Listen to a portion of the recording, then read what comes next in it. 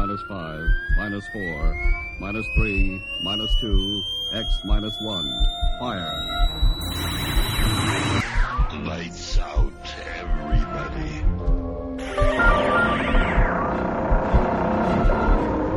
The creaking door. Dimension X. Inner Sanctum Mystery. X minus 1. Dark Battlestate.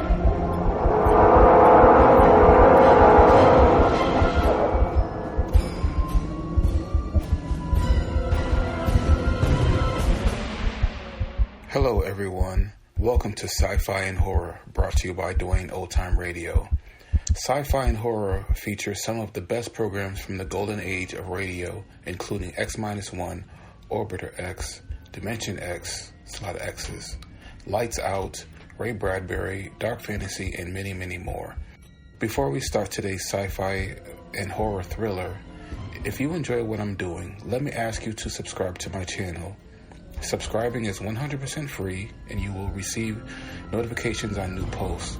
Lastly, if you have a moment, please write a short 1 or 2 sentence review or give a rating on your preferred podcast service. A positive review or rating would help me out a lot. And now, on to the show. And again, thank you for your support. Hope you enjoy. I'm beginning to like this series. It's kind of different, which I guess was the reason that they did it. Exploring Tomorrow is the series for this week. And this one is titled Dreams. This is the 4th episode from Exploring Tomorrow. This episode aired New Year's Day, January 1st, 1958. The program you are about to hear is fiction, science fiction. We make no guarantees, however, how long it will remain fiction. Exploring Tomorrow.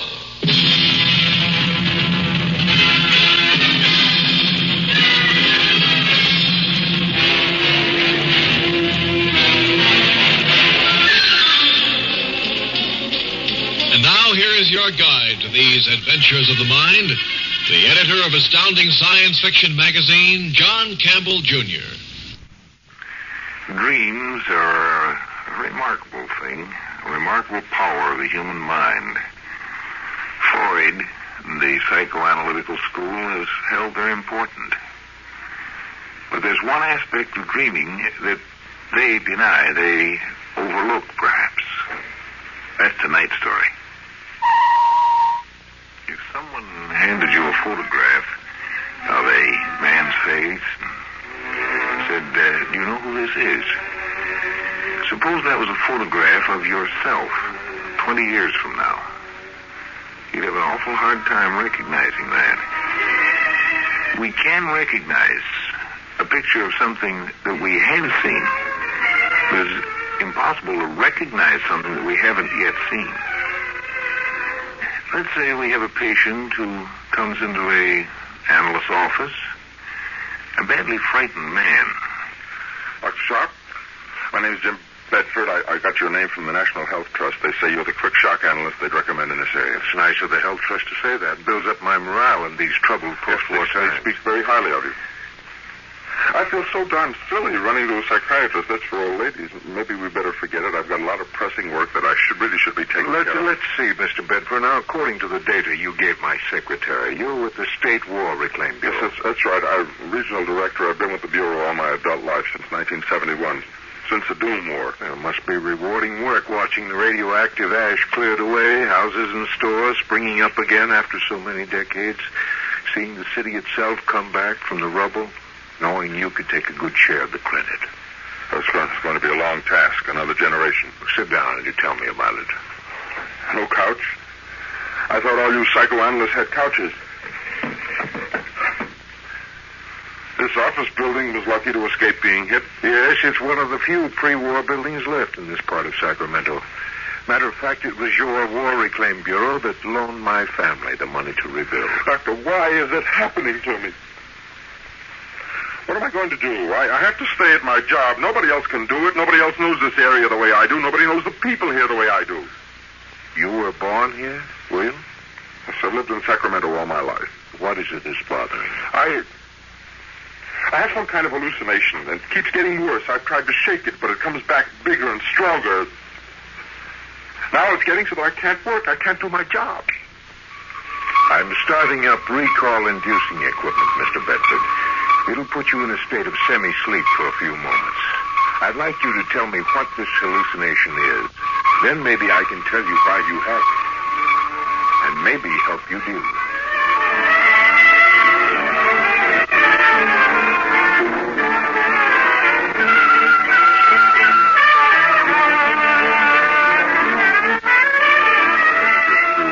Damage inventories. Must be 1 million of them stuck in the basket today alone. Oh, I ought to quit and go to bed and get some sleep. Where's the report on that mutant rat they've been killing? One that spins webs. Better okay the extermination program. Poisoned grain probably be best if it eats grain. Probably have to ask for federal aid. Not enough funds to do the job right. So, I'll okay the extermination and hope they can raise the funds. It's bad enough to have ordinary rodent infestation. Plague carriers, the worst possible sanitation menace. Menace? Huh? Oh, it's you, Giller. How did you get into my apartment? Front door was unlocked. I'm sorry to interrupt your work. Well, I was about to stop. What time is it? Past midnight. Do you want a beer? I'm going to have one. Siphoning valuable grain off to make beer in these times of need. Must be nice to be a big wheel and have luxuries. Your own stove, refrigerator. You know, I haven't had beer since last May. You'll survive. You've always managed to. Trade some of that black market coffee of yours or some of those eggs from your chickens. You know, we lost all our chickens. That blood disease from the old H-bomb blast. Take a look at this. Your application for aid? Turned down. I know. Why? Don't ask me why. Oh, okay. I'm the responsible person. I turned it down. You and I have been friends since we were kids. So what? You get a kick out of it, lording it over the people you've known. People who were something in the community before the Doom War. People you had to look up to and say sir to. I'm sorry about your poultry farm. I'm sorry for all the poultry raisers, you included, and the beef raisers and the walnut growers, but certain things have to be rebuilt before others.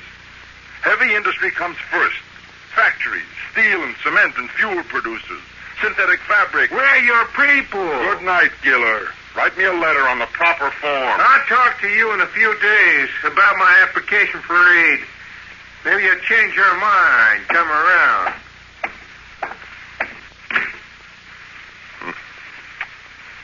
Giller ever got that farm going, he'd be the biggest black market operator in California. $5 a piece for grade A eggs, and he knows where to get it. Everybody trying to swing a deal, make money, cash in on people's hunger. I wonder if he's really gone, or if he's hanging around outside. People like him get on my nerves. I better go see, make sure.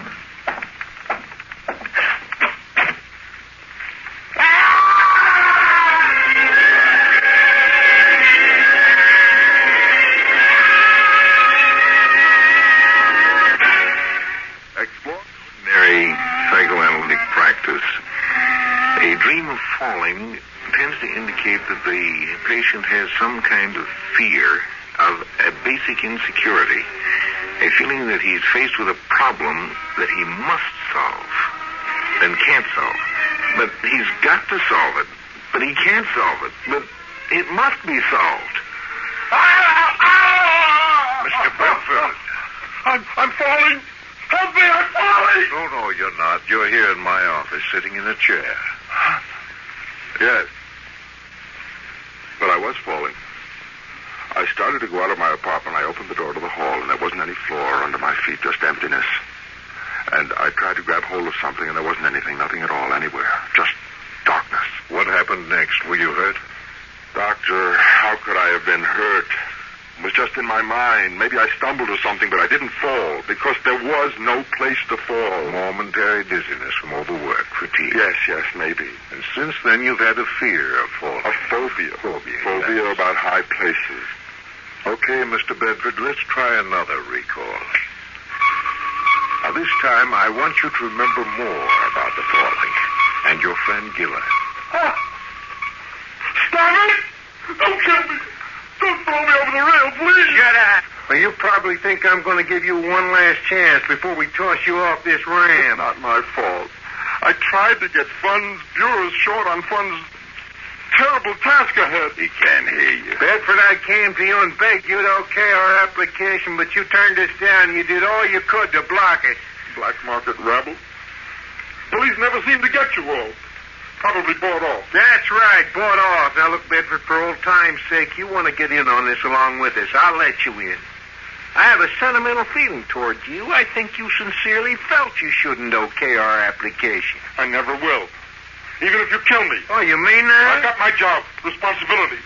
Heavy industry comes first. Remember when there were eggs, how the shells looked when they were dropped? Remember how it felt to crush the eggshell underfoot? How did that old nursery rhyme go about putting the pieces of the shell back together? By the way, Bedford, we're making sure the next regional director isn't so devoted to heavy industry. We're getting in somebody with, shall we say, an agricultural frame of mind? Okay, let's finish this up and get going. Get him over the rail. It's almost a mile to the ground. How could a thing like this happen to me and be forgotten? Can a person forget being knocked down, kicked, and threatened with death? It wasn't forgotten. It remained buried beneath, repressed. We'll have to try some more recall, Mr. Bedford. So far, I don't have enough to go on. Now, this business of Giller and his men beating and terrorizing you provides what's called the traumatic incident, the moment of fear that starts the chain reaction of repression going. But, are you willing to try another recall? Not now, Doctor. We shouldn't stop at this point. I couldn't stand anymore. Tomorrow, maybe. We'd better go on now, Mr. Bedford. Now, from what you recalled, I got an impression that there's no time to waste. I don't think they just beat you up and threatened you. I think they did throw you over the rail to your death. I think they killed you. All right, Doctor. I'll let you start your recall-inducing gadget again, but don't make me go back to that moment. Something else. I couldn't stand to see them standing there above me. Higher and higher, and then the ramp and the railing disappearing. This time, I'd like you to think of something pleasant, satisfying. Perhaps a day in your work when you were particularly pleased with what you accomplished.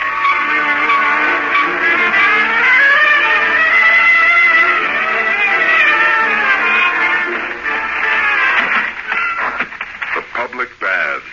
Kids splashing around, lots of hot water.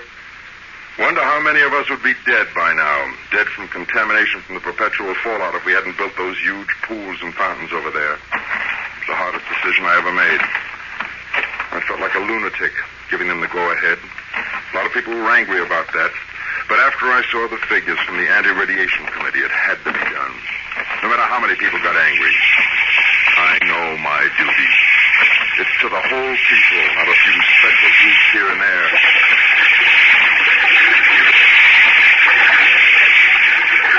You say you okayed the building of mass public baths, and you actually stood and watched the people bathing. That's right. Togas, like ancient times. Mr. Bedford, I want you to listen to me carefully. I have something important to say to you. What's wrong, Doctor? Well, as a licensed general practitioner, I've been interested in the idea of public baths as an anti-radiation measure. In my opinion, it's a sound idea. But the proposal hasn't yet been put through.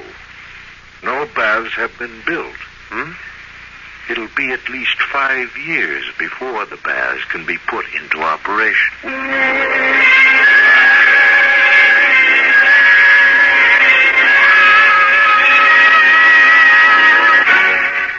The usual interpretation doesn't quite check.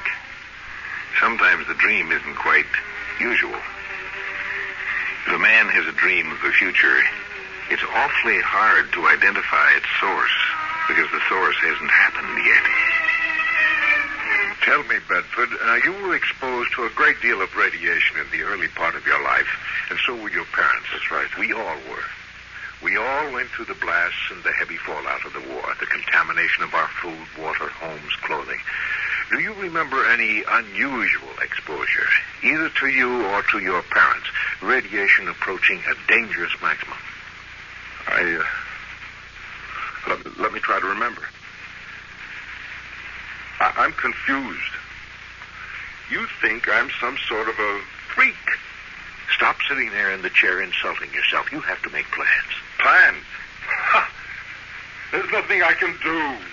There's no way I can stop him. Try to remember any toxic dose of radiation, especially in the earliest part of your life. Now go back to the enemy missile attack. Sirens. Can you hear sirens? You're possibly running toward a shelter. Your family running, too. Across a field, maybe. I'm sorry, Doctor. I've had all I can take.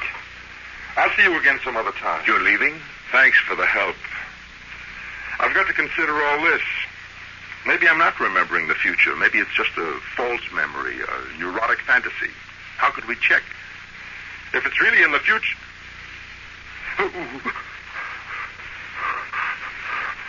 What's the matter? I can't get up. What? I can't stand up. I'm afraid I'll fall. Doctor, now I can't even get to my feet.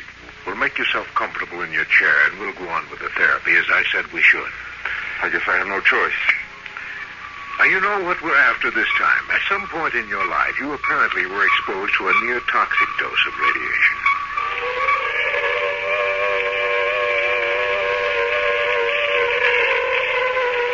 Wait for me. Hey, don't leave me behind. Come on back. Hey, Tony, wait for me. Hurry up. Okay. Let's get down. Get the metal lid open. And listen. They're almost here. Get the lid of the shelter up so we can get down there and be safe. You scared, Jimmy? Yes. Open that lid. Not until you apologize for what you said in class the other day. You said my family moved here because they thought nobody would bomb this sector. You said my family was scared of being bombed. Okay, let's see.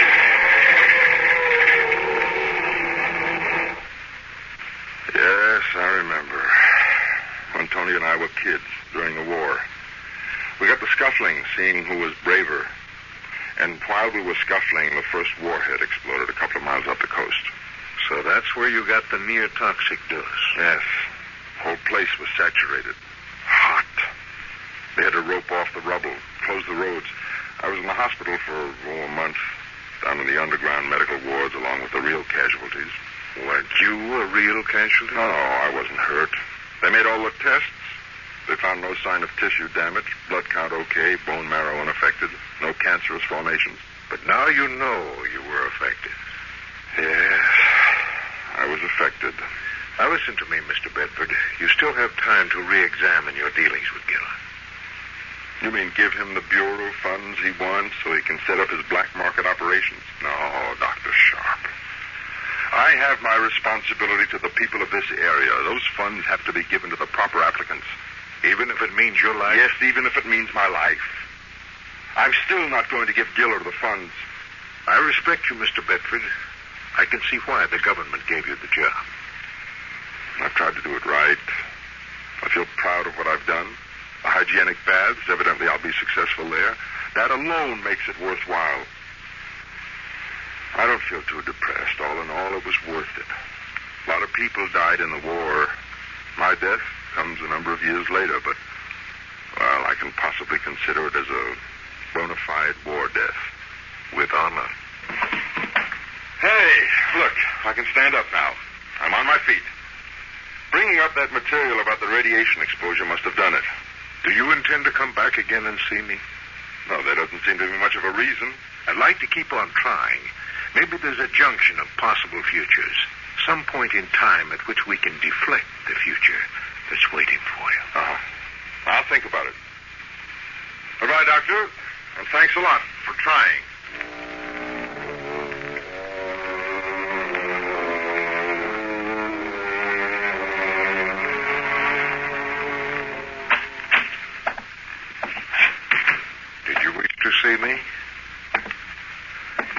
name is Tony Giller. I'm sorry to bother you, but this constitutes an emergency. I got... Well, it's a compulsion. And it's following up my life. Sit down. Tell me about it. I have an irresistible urge to push people. Push people? Towards windows, out. What am I going to do, Doc? There was a little shrimp of a guy I pushed once, and one day a girl was standing ahead of me on an escalator, and I shoved her. She was injured. I'm afraid I'll eventually kill somebody someday. Some perfectly harmless person who never did anything wrong in his life.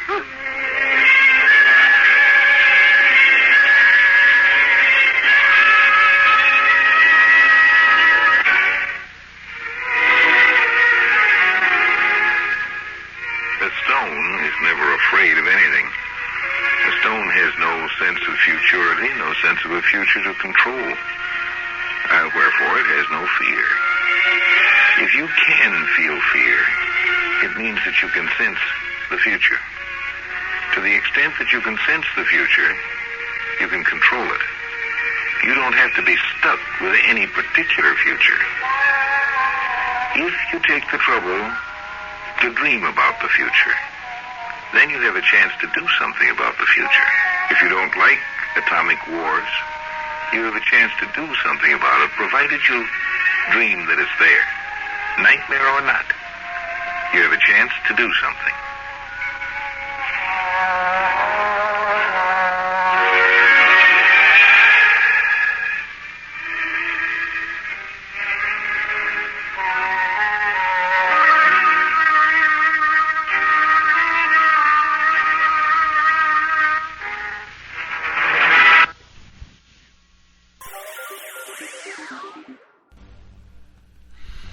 Thank you for listening. If you enjoy what I'm doing, I ask you to please subscribe to my channel or channels.